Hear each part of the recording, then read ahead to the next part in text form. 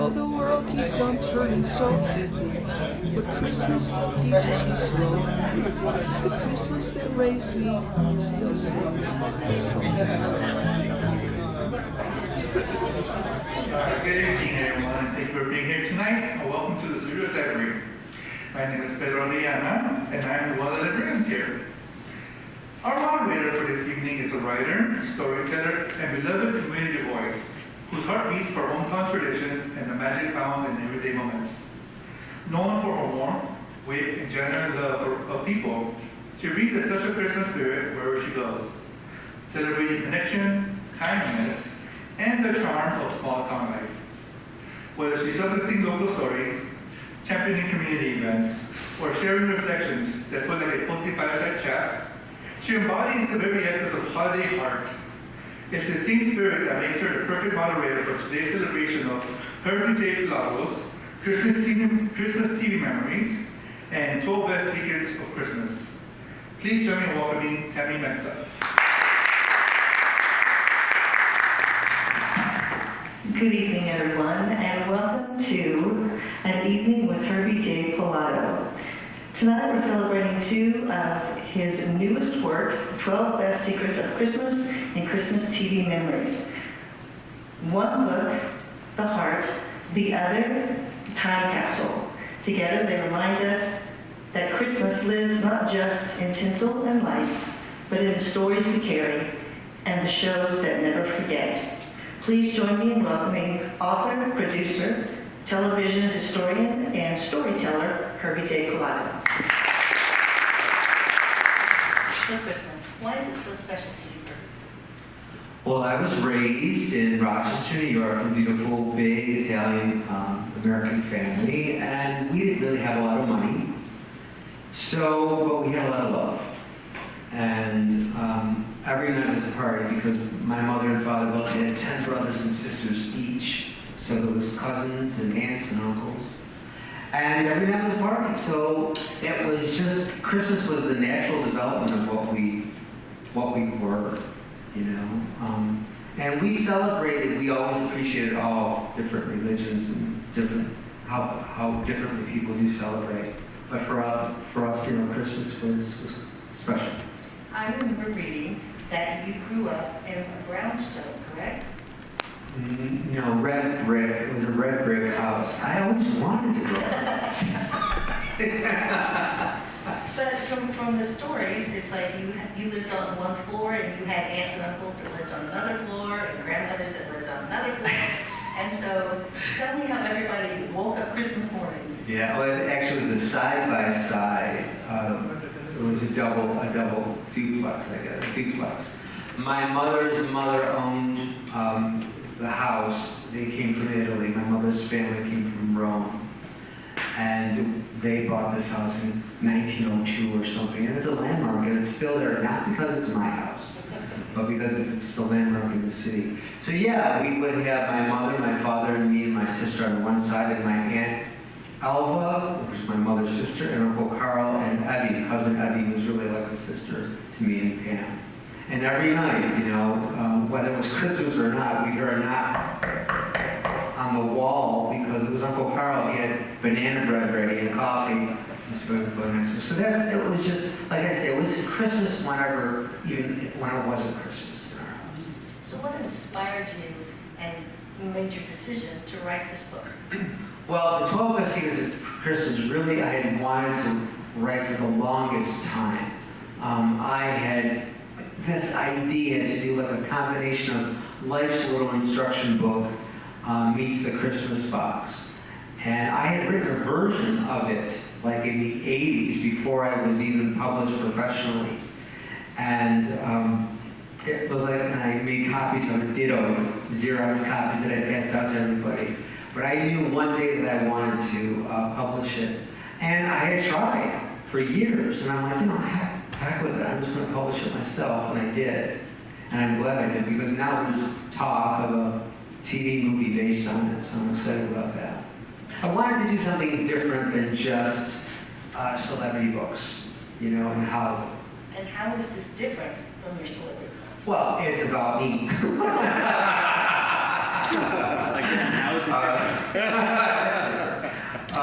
Yeah, it's a personal memoir. I did NBC and Me, My Life as a Page in a Book, which is really a great title for a book. And they always go out and work at NBC. But I wanted to do something very intimate and very special that I could also universalize for everyone. Like I said, Christmas is okay for Christians and Catholics or whatnot, and anyone who believes in Jesus, but really it's about love. And I believe that God comes to us as we believe God to be. And I tried to universalize all the themes of the book, all the secrets for everyone. Now, Dean Butler from Little House on the Prairie wrote your foreword for this, and also Jerry Hauser from Summer 42 wrote the introduction. How did you get him to do that? I have to credit my dear friend Karen Richmond, who was the new Gidget in the 80s, and she starred with Dean Butler, who was the new Moondoggie on the new Gidget. So I had talked with Karen, and we had been friends, and we did like my original live events at Burbank, Barnes & Noble, and we were doing a big Christmas event in 2015, 10 years ago. And she goes, well, I could ask Dean and Jerry if they want to, and that's how we all met. So when you say secrets of Christmas, what do you mean? Well, each chapter has a secret, which I created, really, based on kind of sort of the whole 12 days of Christmas. It was originally titled The 9 Best Secrets of Christmas. I don't know, I gotta really tie that. I gotta add 3 more secrets. It's a message of Christmas that I experienced, and I thought, well, why don't I make each chapter about a particular message, and that's revealing, at the end, so the revelations can be secrets. 12 Best Secrets of Christmas. Well, Herbie J's 12 Best Secrets. Now, what is the difference between 12 Secrets of Christmas and Christmas TV Memories? Okay, there are 2 very different books. 12 Best Secrets of Christmas is about my life, and during growing up in Rochester in the 1960s and 1970s, and Christmas TV Memories is a nonfiction book about Hollywood Christmases and what we all experience. And I divide it in so many different ways. It covers Christmas TV specials, animated specials, TV movies, variety shows, variety specials, and that's it. What was your favorite TV show growing up? What was one you liked to look at? You came running in and said, I've got to see this. And did they have a Christmas special? Oh, what was my favorite TV show or favorite Christmas TV special? No, your favorite TV show. Oh. Did they have a Christmas special? Yes, they did. Actually, my favorite TV show was Bewitched. I don't know if anybody knew that. But yes, it was Samantha and Darren, Elizabeth Montgomery, Dick York, and Dick Sargent. And around the 7th year, Dick Sargent was in his 2nd year as Darren, and they did a TV episode called Sisters of Heart. And that show, too, was really always infested with the Christmas spirit, even though it was about a witch. It was a good witch. And it was a strong work ethic, prejudice, people that love each other despite their differences, and on and on and on. So one year, there were these inner city kids of 1970 graduating class, Jefferson High, and they loved Bewitched, and they were a multicultural class. Blacks, Italians, Spanish, whites, there was a complete mix. So they loved Bewitched just because of what I just said, that it's about prejudice, really, that no matter how different you are, you can still love each other despite those differences. And so the producers found out about how much they loved this show, and the producers asked if they would write an episode. So they wrote this fantastic episode where Tabitha, Samantha's daughter, befriends a young girl who happens to be African American, and they get along so well they want to be sisters. And a bully at the park tells them, well, you can't be sisters because you don't look alike. And so that's when Tabitha tries to use her wishcraft, not witchcraft, but wishcraft, and she tries to make them look the same. And white polka dots show up on the young black girl, and black polka dots show up on Tabitha. So it's pretty kind of amazing that this episode, everybody does it All in the Family and Norman Lear changed television. Well, there was a lot of great television before that more realistic programming, and certainly The Witch addressed issues that Norman Lear did with All in the Family without all the yelling. And it was a wonderful episode, a wonderful show, and that episode won the Governor's Award that year, 1971 at the Emmys. I love Bewitched. For years I tried to stand in front of the mirror and wiggle my nose, and it just never happened. Well, it's the, and people try this all the time, it's not the nose, you wriggle your upper lip. You don't, if you try to wriggle your nose, it ain't gonna happen. So there you go. But you had a very well-known woman that we all grew up with to write your foreword for this book. Who was that? That was Marlo Thomas. It was amazing. I had interviewed Marlo for a 50th anniversary tribute to that girl for the Television Academy and Emmys.com. And so that was like 10 years ago. This was the 50th for that girl, which is coming up the 60th next year. And so we had been communicating back and forth, and I told her that I was going to do this Christmas book. And she did a Christmas episode of That Girl, which really, there was a sequel to it that ended up in the Mary Tyler Moore Show, which was kind of freaky. And she did a remake, a TV remake of It's a Wonderful Life with the famous Jimmy Stewart. And she did the female version. And then her father, she did an animated Christmas episode with her father called Cricket on the Heart. And I think there was something. Anyway, she did all these Christmas things, and I'm like, she's got it for her.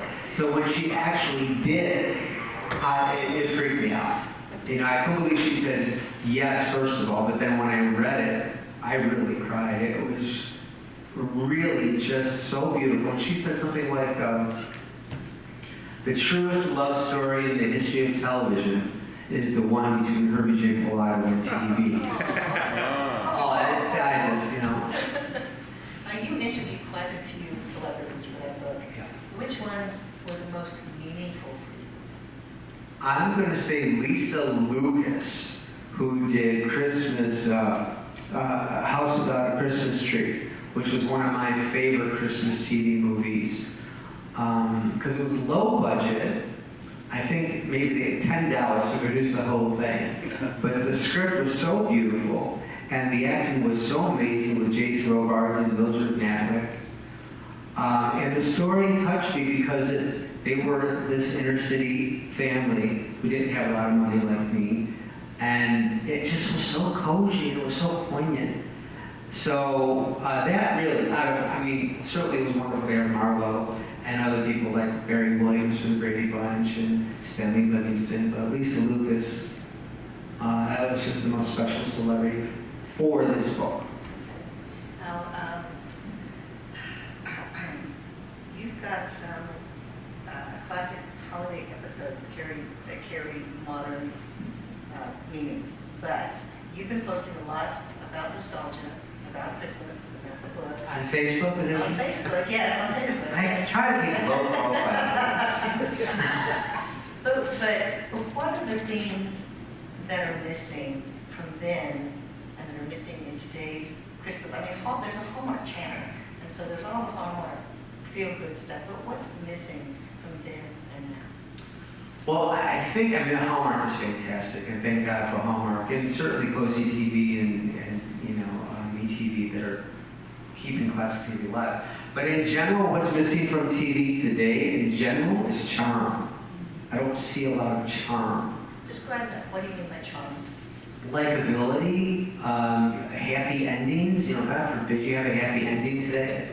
If there was this a drama where Bob and Joni finally fall in love and they get married or whatever, and that's how they can end it, but then in the last 5 minutes, Bob's mother will come in and say something horrible that will destroy the moment, and that's how we'll end it. That's what I see a lot in TV. And not to mention the darkness and the mumbling of the actors, and I can't understand anything anybody's saying, and everybody just looks quite frankly constipated. There's just not a lot of happy.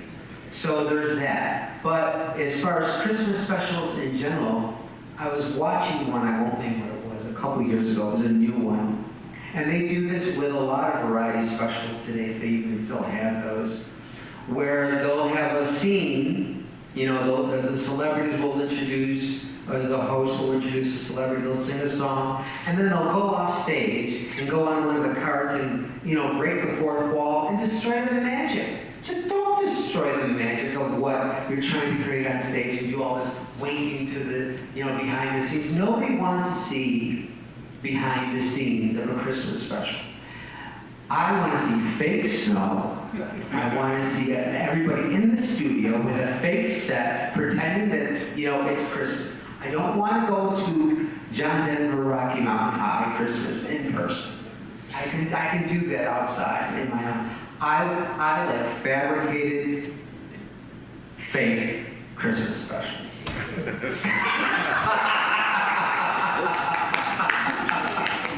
That's us, yeah. So who are these books for?